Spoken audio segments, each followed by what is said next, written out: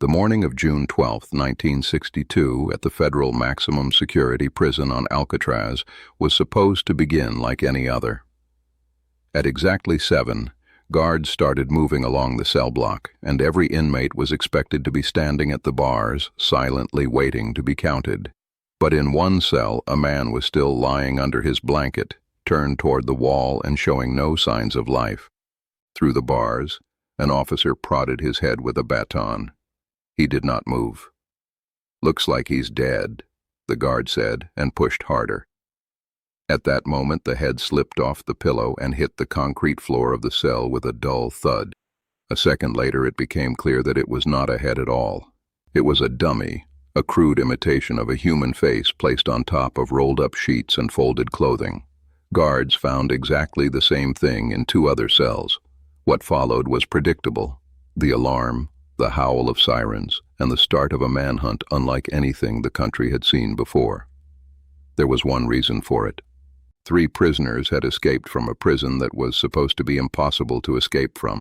No one has seen them since, or almost no one.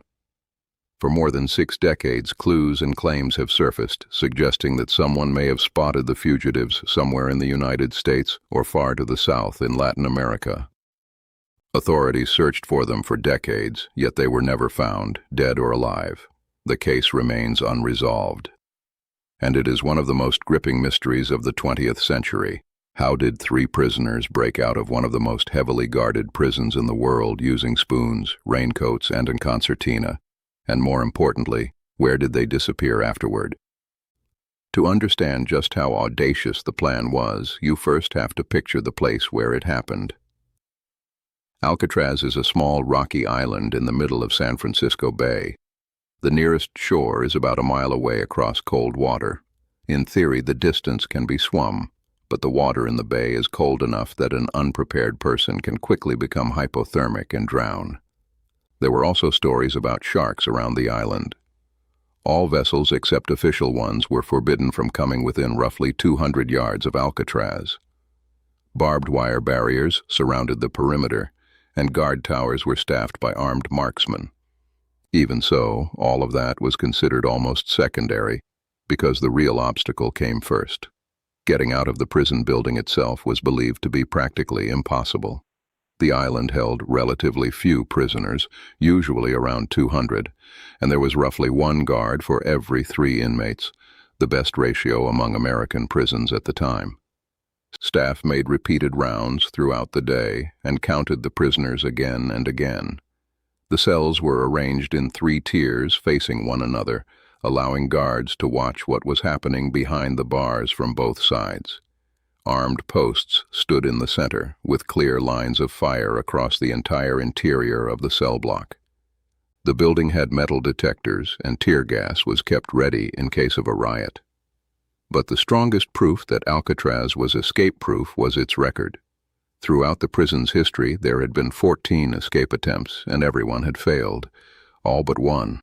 The story of that single successful escape began about a year before the June night in question.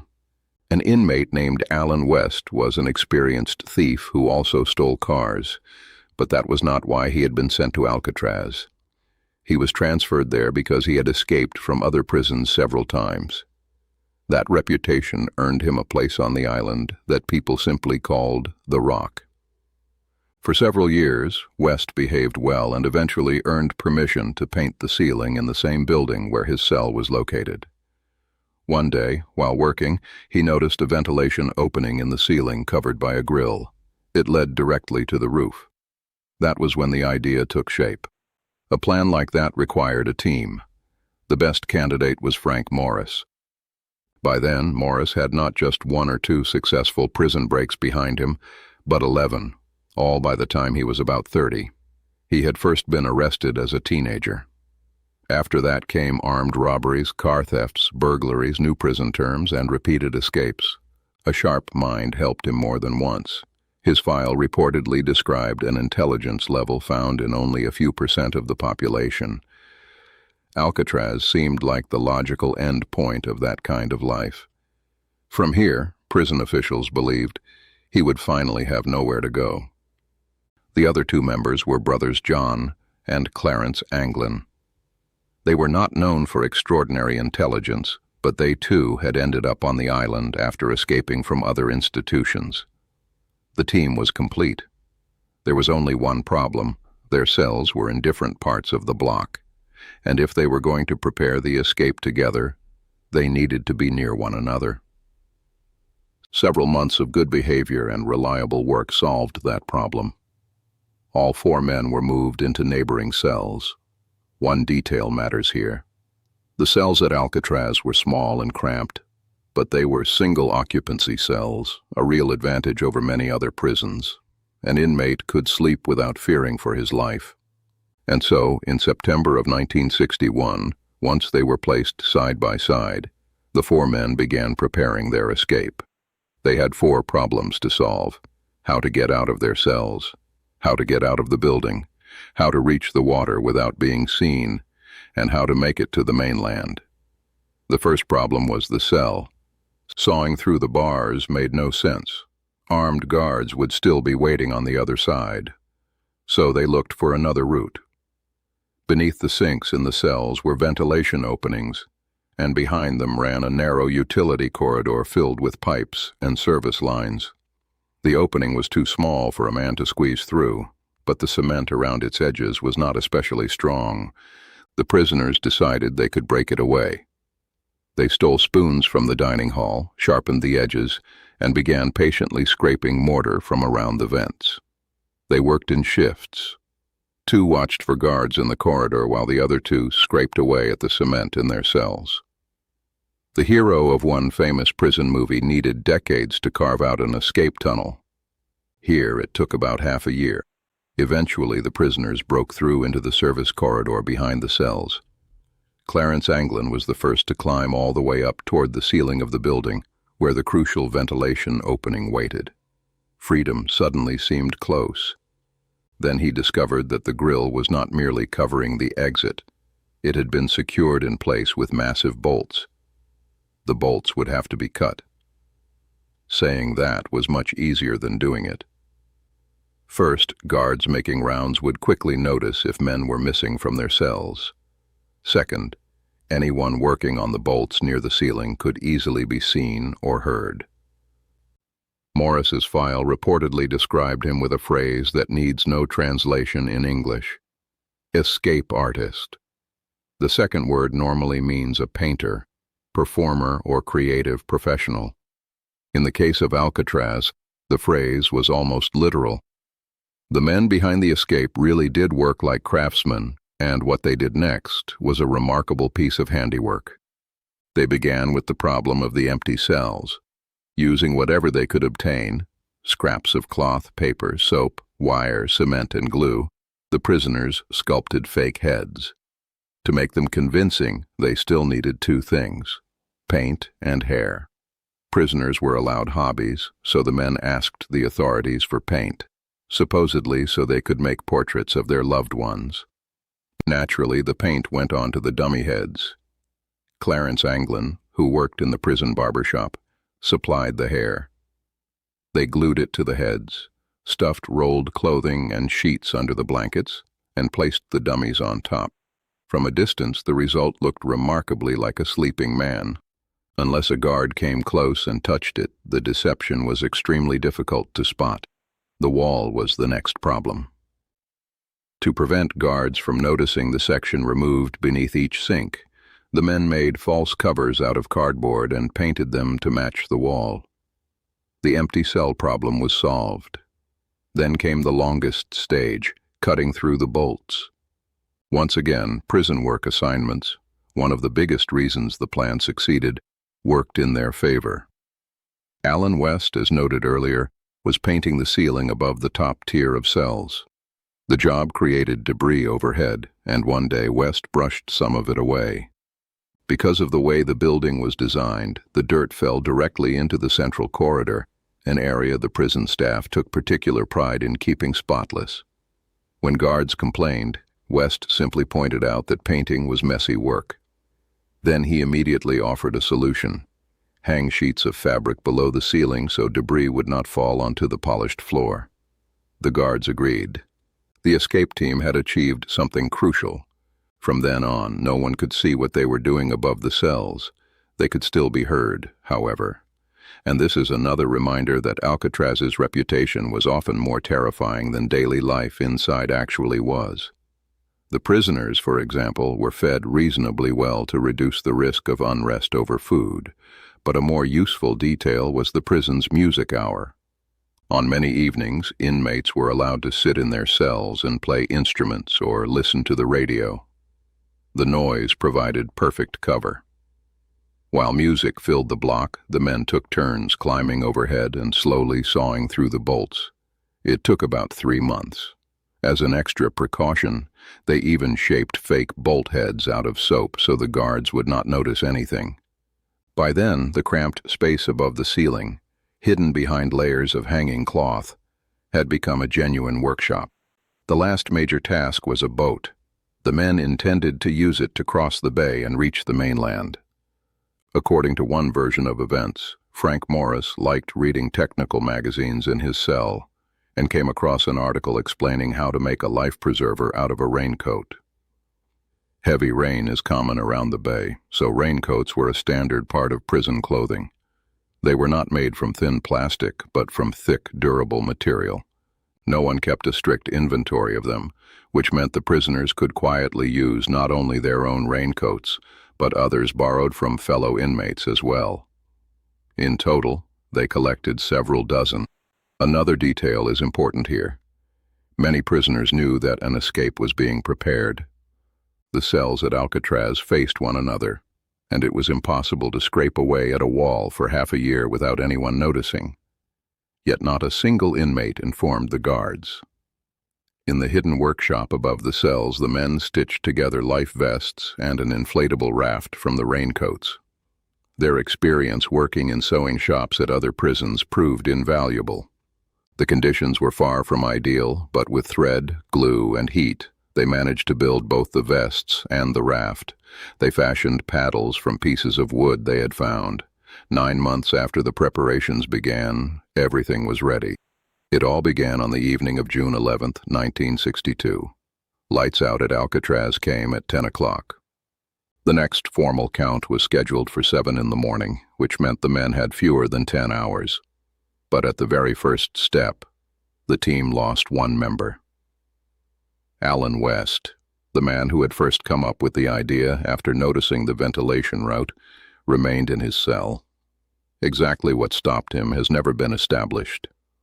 West later said he had overdone the cement around his false wall cover, and when the moment came, simply could not remove it. Another possibility is that he lost his nerve, which would have been understandable. Of the roughly 30 men who had tried to escape from Alcatraz before him, none had succeeded. Most were caught, several died, and some drowned. A third theory says his partners simply abandoned him. Which version is true remains unknown.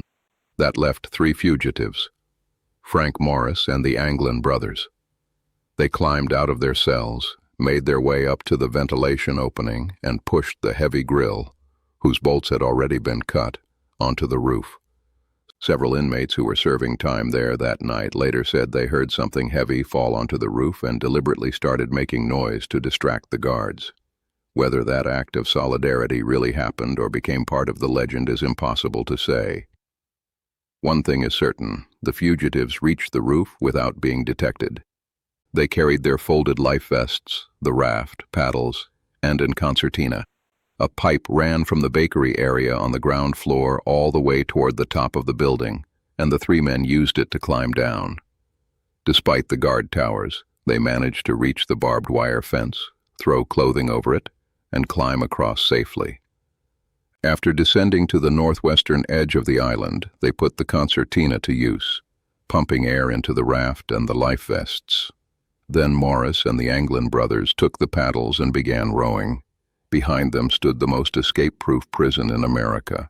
You already know what happened at Alcatraz the next morning.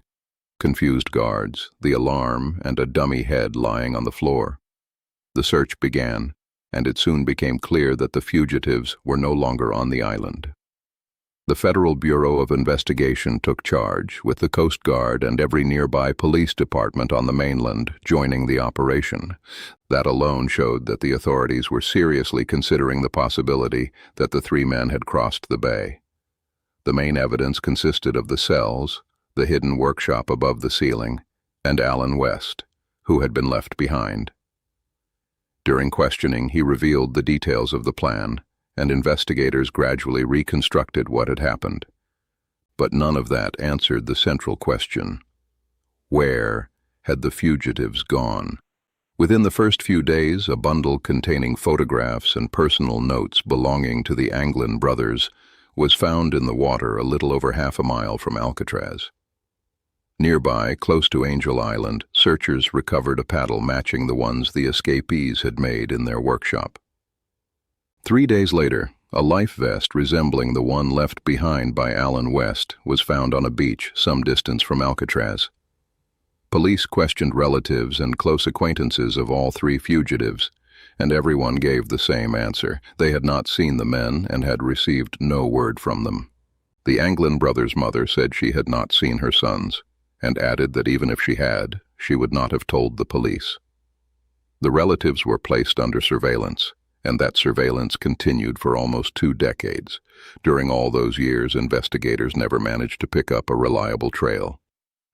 In 1979, the Bureau closed its own investigation. Over nearly 2 decades, agents had reconstructed in remarkable detail what the men had done during the year leading up to the escape and on the night itself. Essentially, everything described so far. But the most important question remained unanswered. What happened after the 3 men pushed away from Alcatraz? Did they make it across the bay, or did they drown? No bodies were found. No verified sighting ever established that they were alive. The investigation ended with a collection of theories and assumptions, nearly all of which raise problems of their own. So let us take them one at a time. The strongest argument for the theory that the men died came from the Bureau itself. Investigators believed the fugitives simply could not have crossed the bay because of sharks, currents, and the cold. There was another important detail.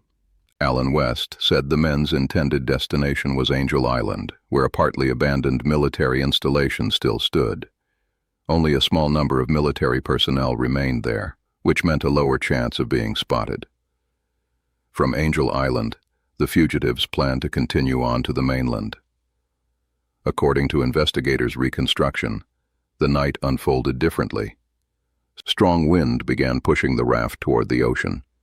The men realized they could not row to the island, abandoned some of their belongings, and tried to reach safety by swimming. The cold, the theory goes, quickly overwhelmed them, and the exhausted men drowned. The bundle of photographs and the recovered paddle seem to support that version.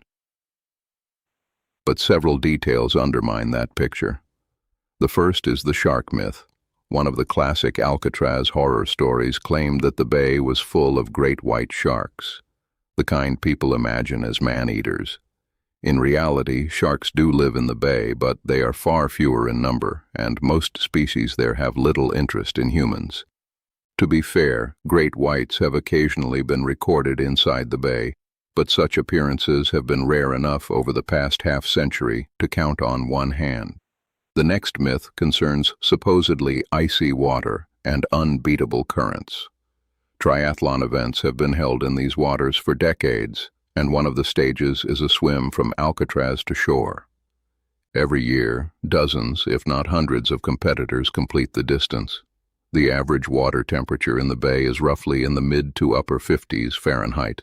Cold, certainly, but survivable for a couple of hours under the right conditions. And over the past 40 years, none of those swimmers has been attacked by sharks. So in theory, the fugitives could have reached their destination, even if they had ended up swimming part of the way. Still, that does not settle the question. The showers at Alcatraz were deliberately kept warm, not for comfort, but so that the inmates' bodies would not become accustomed to cold water. There was no swimming pool on the island either. It is one thing for trained athletes to cross the bay in daylight under the supervision of rescue crews. It is something very different for men who were not acclimated to the cold and were not in ideal physical condition to attempt it in the middle of the night. There is also indirect evidence from another escape. About 6 months later, near the end of the same year, another prisoner broke out. He escaped from the kitchen area, reached the water, and started swimming. He managed about 1.25 miles before reaching the area near a bridge, but by then he was so exhausted that he collapsed unconscious on shore, where police captured him. The silence itself became another argument for the theory that the 3 men died. During almost 2 decades of investigation and surveillance of their families, the Bureau found no convincing evidence that the fugitives were alive or had contacted anyone. But no bodies were ever recovered either, which meant that under the law, the case could not simply be closed. In 1979, responsibility for the case passed to the United States Marshal Service, the federal agency responsible for pursuing fugitives. Over the decades that followed, new details began to emerge, and some of them pointed in the opposite direction, suggesting that the prisoners not only survived, but managed to leave the country without being detected. In the early 2000s, the hosts of a popular myth-busting television show decided to recreate the fugitives' route. They obtained similar raincoats, thread, and glue, built a comparable homemade raft, inflated it with concertina, and tried to travel from Alcatraz toward Angel Island. They succeeded, with one important qualification. The current pushed them toward the ocean, and instead of landing on the island, they reached shore somewhere near the large bridge at the mouth of the bay. It is possible that something similar happened to Morris and the Anglin brothers on that June night. After the investigation had passed to the Marshal Service, a pair of unexpected documents surfaced. The fugitives' actual raft had never officially been found, yet these papers claimed that a homemade raft had in fact been discovered on a beach on Angel Island, with several sets of footprints leading away from it. The same documents mentioned another curious detail. Immediately after the escape, police in nearby areas carefully monitored reports of stolen cars, since the fugitives would have needed transportation. Officially, no such theft was recorded, but the same papers that referred to the raft also contained an entry about a missing vehicle. Why those documents appeared only about 20 years after the Bureau ended its investigation, and why the raft never appeared in the official evidence, remains unclear. There are also reasons to question whether the documents themselves were genuine. The story of the missing records appears primarily in a single documentary film, while many later accounts ultimately trace back to that same source. And the claim that the raft was found on Angel Island raises another problem. The strong current would have pushed the fugitives in a different direction, toward the mainland, just as the television reconstruction later demonstrated. The escape became national news. During that same year, police received a flood of calls from people claiming the fugitives had been seen in one place or another, but none of those reports was confirmed. Years later, the Marshal Service received a curious letter. The writer claimed that a relative had picked up several men resembling the escapees near a city in the area shortly after the breakout, and later shot them. The letter even provided precise coordinates for where the bodies were supposedly buried. Police went to the location and dug. They found nothing. Relatives of the fugitives, especially members of the Anglin family, claimed that for years they had received letters and gifts supposedly sent by the missing brothers, and that the handwriting appeared to match John and Clarence. But the letters carried no dates, which made it impossible to prove they had been written after the escape. It is entirely possible that the family simply invented the story. In the mid-1970s, a photograph surfaced from Latin America. The person who presented it claimed that the men in the picture were the Anglin brothers, who had supposedly made their way south, acquired a farm, and started a new life. Some experts acknowledged a resemblance, but the quality of the image was too poor to make a firm identification. The man who produced the photograph also turned out to be a professional con artist, which made him a less than reliable source. As with almost every unresolved mystery, conspiracy theories followed. Less than a year after the escape, Alcatraz was closed because operating a prison on the island had become too expensive. That led some people to suggest that the entire escape had been staged to justify shutting the prison down, and that the fugitives were being hidden, even if the authorities knew where they were. There is no meaningful evidence for that theory, but it is easy to understand why it appeared. More than 6 decades later, neither the Bureau nor the Marshal Service can say with certainty what happened on that June night. And yet there is one argument in this story that may be the most compelling of all. Frank Morris and the Anglin brothers were career criminals. Each had been arrested more than once, and whenever they returned to the outside world, they soon went back to crime. People with that kind of history rarely disappear completely for decades. Sooner or later, another offense, another arrest, or another name in a police report would be expected to expose them. But after more than 6 decades, there has not been a single verified trace. That silence can be read in 2 completely different ways. Either the 3 men vanished into the cold water of the bay that very night, or an escape on this scale changed even men who had always returned to crime, and they managed to disappear so completely that they never gave themselves away again. From Alcatraz, from the prison no one was supposed to be able to escape, 3 men did manage to get out. What no one has ever managed to prove is how that escape ended, with freedom or with death in the dark water. Even after all these decades, the answer remains unknown. And perhaps that is why the story has endured. The only escape from the island that may truly have succeeded also left behind the one question Alcatraz never answered.